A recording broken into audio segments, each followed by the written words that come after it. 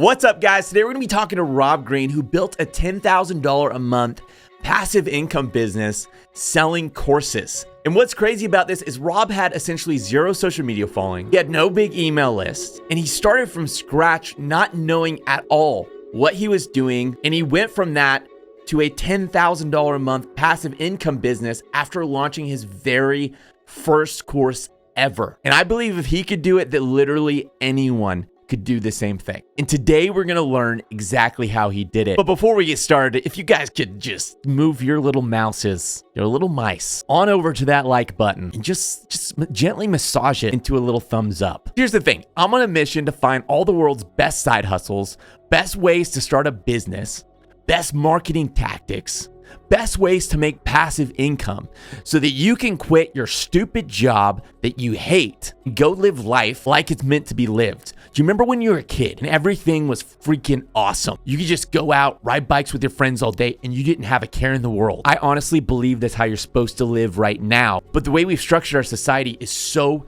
ridiculous that we're caught in this 9-to-5 trap for our entire lives, accumulating massive debt, living paycheck to paycheck, and never able to break free. Well, I am done with that junk, and I went out and I'm just doing things.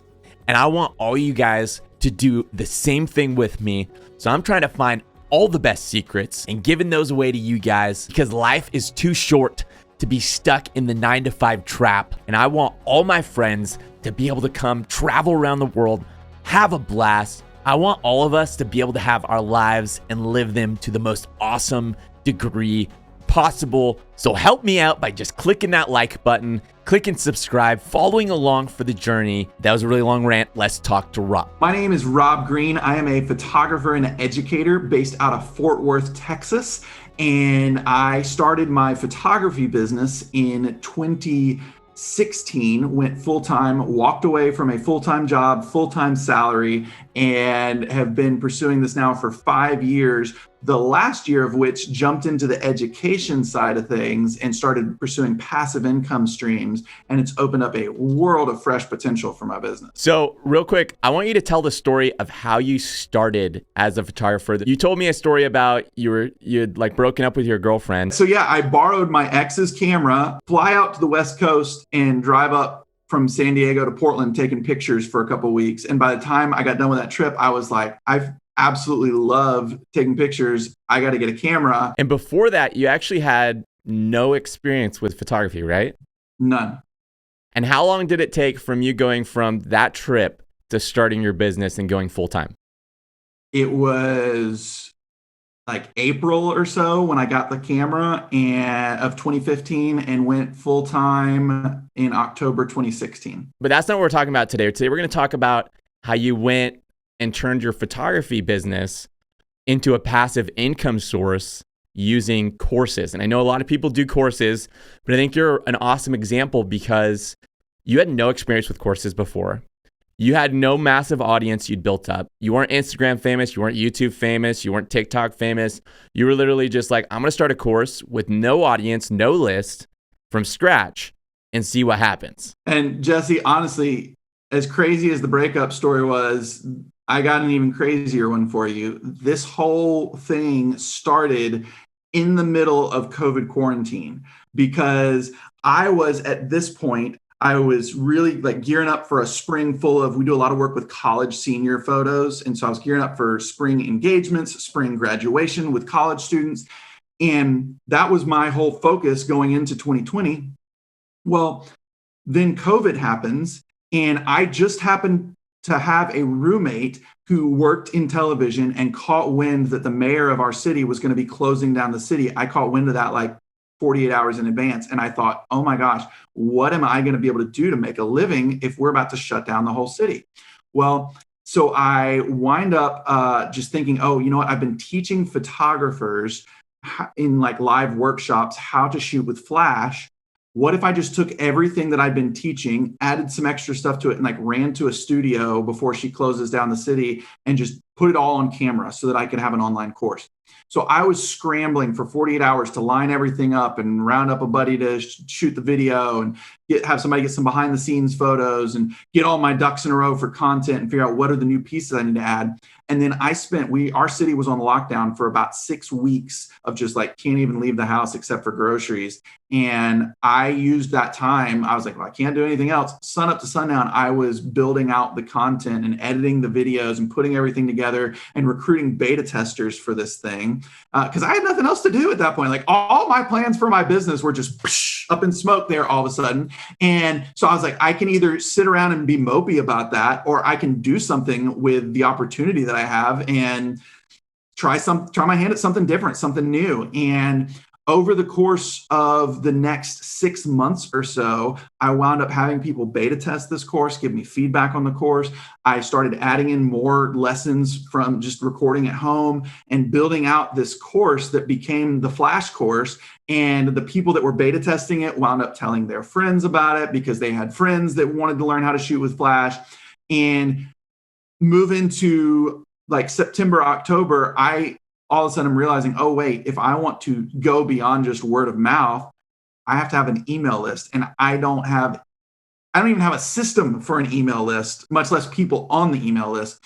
So I was literally about to launch this thing in November. I'm like 6 to 8 weeks out and I have no plan in place and no email list to sell to. And so I start going through trying to educate myself on how do you grow an email list from the ground up. I wind up with about 150 people on my email list when I launch. And I launched the Flash course the week before Thanksgiving, and we generated $12,000 on launch week and are now on track about half a year in to bring in over 6 figures in the first year of the Flash course. That's crazy.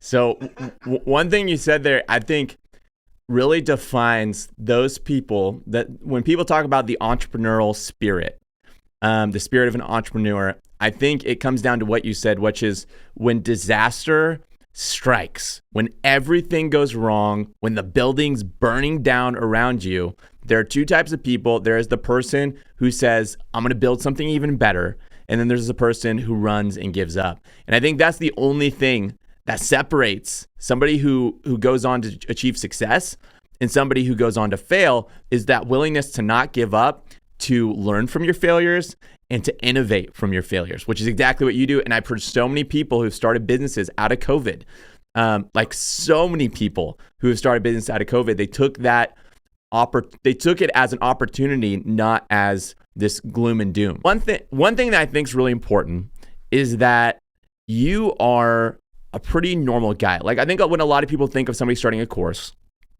they think of somebody who has either prior experience with that, they have connections, or like they have friends that can really help them do it. They just have so much money that it doesn't matter. They can just launch a course, or they're just like this genius set apart from everyone else, and they were able to launch a course, or they're a big influencer. And although you're genius at certain things you do, in a lot of ways, you're none of those things. You could be anyone. It's not like it was extraordinarily easy for you to launch this course, or you had an easier time than anyone else would have launching a course. You essentially knew nothing, saw your business falling apart and said, I need to do something. I'm picking a path. I'm going to go with it. You read books, you watched videos, you did reach out to people to try to say, hey, can you teach me? I don't know what to do. And you just went with it, not knowing if it'd pay off and knowing you could lose a lot of money if it didn't. Here's what I would say to that, Jesse, is most people are capable of putting out a blog, putting out a YouTube channel, putting out an Instagram account. What separates people over time is faithfulness and consistency walking down that path. The first YouTube video is easy. The 101st YouTube video is hard. The 1001st YouTube video is even harder. The steps to create a course, taking that first step of going, I'm going to do this, is not a hard step. The hard part comes down the road and being consistent and faithful in that over time and just continuing to plugging away on the days where things don't work, plugging away on the days where you're like really stressing out, but you know you need to keep taking ground, plugging away on the days where you are just feeling overwhelmed by the scope of everything on your to-do list. Like there's nothing that special about me. Like you said, I'm a pretty dang like normal, ordinary guy. I literally just had this roadmap from my work with Flash that was helping other people learn. And I was consistent in chipping away at this thing. There were so many days last year in creating that course where it would have been so easy to throw in the towel. And that's what a lot of people do. I think what separates people that go on to be thought of as great versus people who don't is just that willingness to continue pushing through and putting one step in front of the other. I was telling somebody the other day, I think the biggest antidote to fear is activity. Like just continuing to put that one step in front of the other when it feels scary, when you feel like, oh, I don't know if I can do this. Are people going to think I'm weird? Are people going to think I'm crazy? Just continuing to put one step in front of the other. Over time, you wind up walking down a path and those steps become miles. And all of a sudden people are looking down the road at where you've gotten to, the accumulation of all those single steps. And they're going, man, this guy is miles ahead, or this girl is miles ahead of where I am right now. And I want to be where they are. And it's not so much about the first step, it's about the next step and continuing to be willing to take the next step, whatever you encounter along the way. I've never heard it said like that. That's such a good analogy. Was there any points during the last year where you just thought, is this really going to work? Like, is all this effort going to really pay off? 100%. I mean, the tasks, every time I would get one step forward in the process, I would learn about 10 new pieces of the course launching puzzle that I'm going, that's more expense, that's more time, that's more things I have to learn how to do. Like this, just every step into this thing unlocks and causes more to unravel it. I'm just like, man, how am I ever going to be able to pull all this off with just me? And I just remember there was a point around like September, October-ish, as I'm trying to now build an email list from scratch, and I'm trying to put together webinar content, and I'm trying to finish getting all my Flash course content finalized and ready for launch. And there's just so many moving pieces happening all at the same time.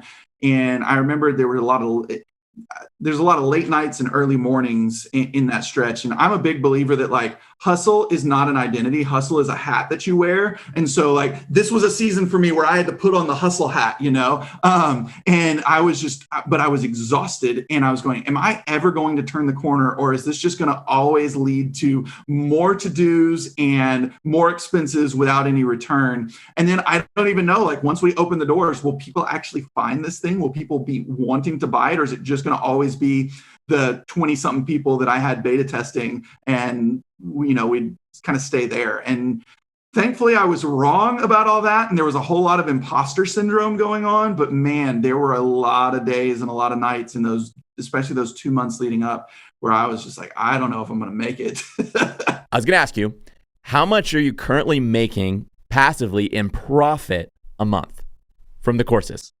If I had to ballpark, I would say just profit. We're starting to move towards 5 figures monthly in profit. 5 figures monthly in profit. Wow, that is crazy. So you'd say between so close to 10K is what you're saying? Yeah, a little over that. Yeah. Wow. We've had 2 out of the past 3 months have been over that. 1 was under. That's crazy, and that's all passive. Like, you could be vacationing in the Bahamas, and you'd still be making that. Yep. And that's the crazy thing. Like once you got this system and this engine going, you don't have to worry about booking weddings, or you don't have to worry about if you get sick. Like, if you go to the hospital and you're sick, bedridden for a year, your bills are still getting paid. And Jesse, my email list at this point, like we've grown it from 150 at launch to around 1,700. So it's still a really, by all measures and definitions of massive email list, still really tiny list. So I'm looking at this going, man, as I continue to, like we were talking about, put one foot in front of the other, keep plugging away at growing this email list, having more people to build connections with, more people to sell to as things and opportunities arise. These five figures are quickly going to become larger five figures over time. I mean, even in the most like modest predictions that we're looking at on this, I've got two more courses that we're working on over the next 8 months. And once those are out, I mean, my aim is at a minimum that we're going to be pulling in $500,000 a year just from the 4 courses. You started from scratch. You didn't have a list. You didn't have a following. How did you find those first people to get started? I, believe it or not, Facebook groups. I was in Facebook groups as a student, and I was in the nature of these groups. Everybody's always helping each other out. And so I knew that a lot of people had Flash questions. I knew I had figured out some things with Flash. So I just tried to be generous with what I had learned and help other people learn and grow. And over the course of helping multiple people, it led to offline conversations. And the next thing we knew, people are going, hey, if you ever teach something on this, let me know. I'd love to be there for it. And so it really was just, there was never a point for me where it was like, oh, I got to go do this thing because I want to generate passive income. It was really just trying to be a good human and help other people out. And in doing that, wound up finding that I had an edge in this one area of Flash that other people were interested in learning from me about. Do you think with the current course market where everyone is selling courses that the space is too crowded, or do you believe it still has a lot of room to grow? That's a great question, Jesse. I look at it like this. The photography education market is one of the most saturated online course markets there is, and I've managed to carve out a niche in it. So if I could do it from nothing, you could do it. Like I have gone and looked online. There are people creating courses for some of the most bizarre things, and people are buying it like crazy. Like I was reading somewhere, they were talking about how online courses, not like online school, but online courses like this are going to grow to be like a $5 to $10 billion a year industry over the next several years. So honestly, it's kind of like the gold rush right now. And so this is a great time to get in on something while the groundswell is still expanding in a big way, and really start to establish yourself as a thought leader in a particular area, whether that's photography like me, or whether that's, how to bake the perfect butter cake. I don't know what it is for you, but if you've got a 10% edge in something, you've got a skill that other people want to learn, and something that you can teach and turn into a course that generates passive income. And I'll say this, while there was a ton of hard work on the front end, the interesting thing about this is it's such a science and data driven and process driven industry that once you get all those pieces in place, that when the passive income part starts happening, the system really works for you in some powerful ways. And it's kind of like you got to push that boulder over the hill. And once you get all those systems in place, the boulder crests over the top of the hill, and it all is momentum growing from there after the fact. Man, I love the sound of that. I don't currently have any courses, but one of these days, I'm sure I'll create a course about something. So tell me about the 4 courses you offer. What are they on and what are they about? So the first one we came out with was the Flash course. And that one is all about teaching wedding photographers to capture flash images that look like natural light. Most wedding photographers right now are all into natural light photography. But the moment the sun goes down, they got to pull out their flash. They're like, crap, I don't know what to do. So this is all about taking flash photos that look like natural light. The second one that we just released, profitable giveaways. It's the system that I use every time I run a giveaway to generate between $500 to $2,500 on a free giveaway photo shoot. Like it just happens every time. And so I've built this into a system that we now teach other photographers how to do the same with their business. And then the 2 that are coming up that we've got a wait list for right now, one is on college senior business. This is one of the hottest booming things right now, that if you're a photographer and you're not getting in on this, this is just awesome, because college seniors are dying to have awesome senior photos. It's not just a high school senior thing anymore. And so this past year, we photographed 10% of the senior girls at TCU. And so now I'm helping take all the processes that we've put in place to be able to do that well. And I'm teaching that to other photographers that want to get into senior photography on their nearby college campus. And the last one is our campus rep program. I have anywhere from 5 to a dozen TCU students each year that represent my business. I'm not a TCU student, and yet we're still reaching the campus in a crazy way. And a lot of that now for me in this phase, this is almost like the 102 level course or the 201 level course to college being the 101 thing. And so it's like, once you figure out how to get the college business going, then I teach you how to turbocharge it with our campus rep course and build out a team of people that spread the word about you on college campuses. If you could give advice to yourself a year ago, just starting this journey, what would you say? That's a great question. I would probably pull a page from Dory out of Finding Nemo and say, just keep swimming. When it gets hard, just keep swimming. When you learn that what you thought was like a goal that was only a block away is actually a couple miles away, just keep swimming. When you incur a big expense and you're going, man, I didn't think we were going to have that hit before we started generating some revenue, just keep swimming. Because again, it's the faithfulness over time that is really going to be what separates you from everyone else. Anyone can do the first thing.